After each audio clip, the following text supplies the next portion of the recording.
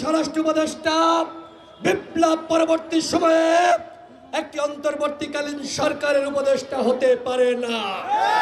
সুতরাং অবশ্যই এই স্বরাষ্ট্র উপদেষ্টাকে পদত্যাগ করতে হবে। যে সকল সদস্যরা জড়িত তাদের বিরুদ্ধে সরকারকে ব্যবস্থা গ্রহণ করতে হবে। আমরা পুরো সেনাবাহিনী এবং পুলিশ বাহিনীকে দোষারোপ করছি না, কিন্তু সাংবাদিক সম্মেলন চলা অবস্থায় যারা আমাদের উপর হামলা করেছে তারা কোনোভাবেই সেনাবাহিনী এবং পুলিশ বাহিনীর সদস্য হতে পারে না।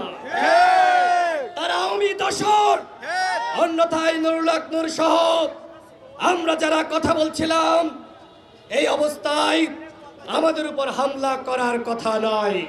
সুতরাং সেনাপ্রধানকে বলবো, পুলিশ প্রধানকে বলবো,